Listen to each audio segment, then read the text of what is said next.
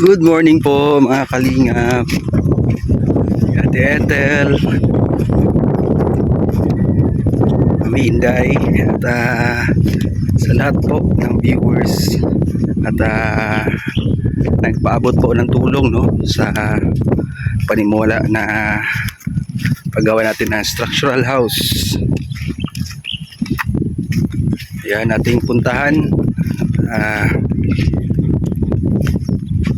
Update po sa day 18 sa paggawa po ng munting pangarap na bahay namin ni Rhea Olarte. Ayan po, mataas na po at ito na po yata yung sukat, yung tamang sukat ng header para malagyan na po ng beam. Yan dyan sa kwarto, tapos na pala, dyan sa CR may nakabang na din, at mapafailan na po yan ng header.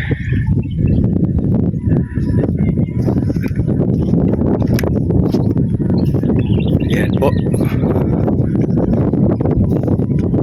Dito po sa sa harap ay ayan na po, may na din pala, header, dito sa side. Ayan, mataas na din po. Tapos na po yung paglagay po ng header. May mga coco number po na tinukod po dyan, dagdag tibay kasi wala pang beam, hindi mo na yan kukunin.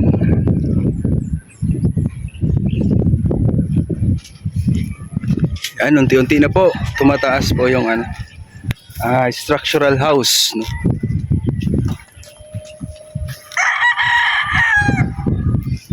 Siyempre hindi po din sa tulong ninyo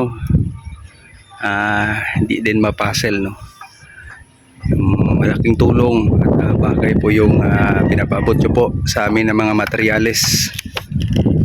So ayan, may mga materyales na po tayo dito na sapat, para mabuo na po itong structural house. Ito na po lahat yung mga materyales na kailangan na lang. May mga bakal rin tayo dito. Ito na po yan, semento.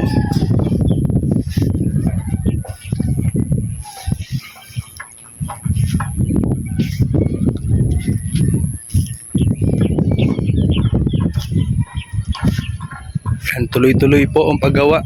Maraming salamat po kay Mami Inday Guapa sa tuloy-tuloy po na biyaya. Isang sobrang blessings po yan sa akin. Maraming salamat po sa tulong. Siyempre kay Ate Ethel, kumusta po kayo dyan? Hindi po kayo lagi. Napakagandang area, dito sa Halawihaw.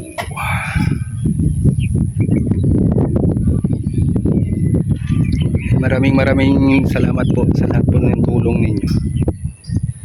Itong pinapagawa na bahay ay sapat na po ito sa amin, sobra na po ito panghabang buhay po na aming pasasalamatan dahil po sa inyo.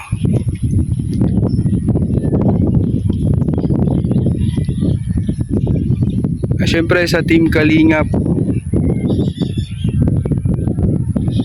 maraming salamat po sa patuloy po na pagtulong sa mga nangangailangan natin mga kababayan. Siyempre sa Pamilya Matubang, thank you so much. At ito na po yung update, Yan, maaraw po ngayon, At maganda po yung senyales para mas tumibay pa yung mga inaasintada po, tuloy-tuloy po yung pag-asintada ng structural house.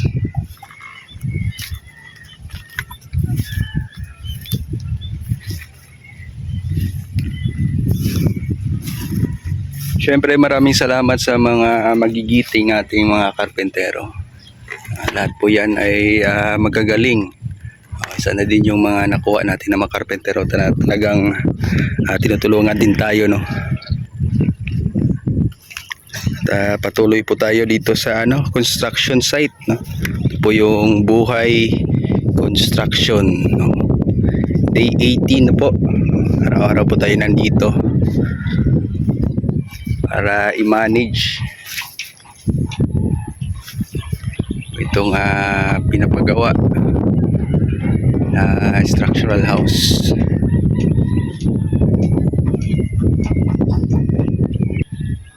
Yan, shoutout po sa mga charity sponsors, no, na walang sawang tumutulong sa mga kababayan natin na ngailangan, no. Yan po, at yan po sila, hindi po yan basta-basta tumutulong. Sinisiyasat muna nila yung mga tinutulungan nila bago sila tumulong.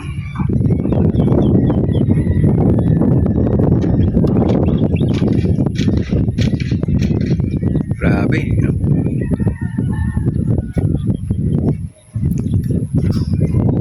Habang tumatagal ay unti-unti pong nabuo yung bahay. Nalagyan po ng nalagyan po ng header, biglang lumaki. Bigla pong lumaki.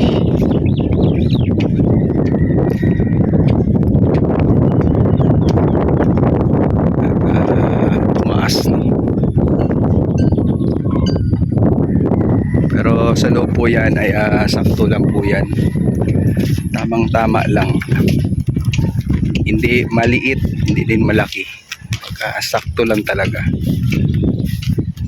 Ito lang po nagpapalapad dyan kasi may mga dyan, no? Butal. Mga butal.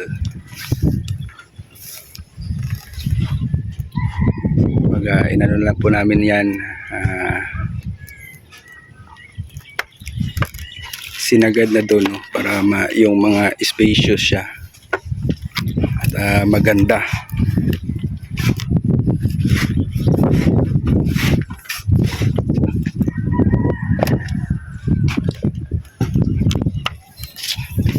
Yan, pasok po tayo.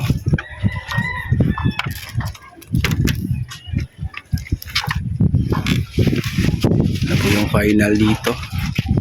Yung sa header.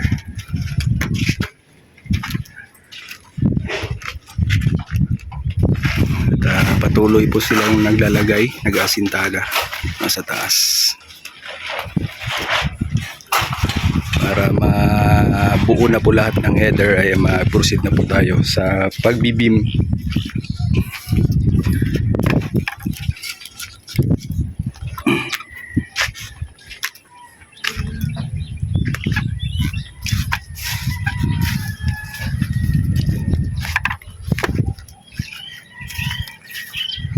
Yan, maraming salamat po sa Kalingap viewers na palagi sumusuporta po, no, sa mga videos po ng Team Kalingap.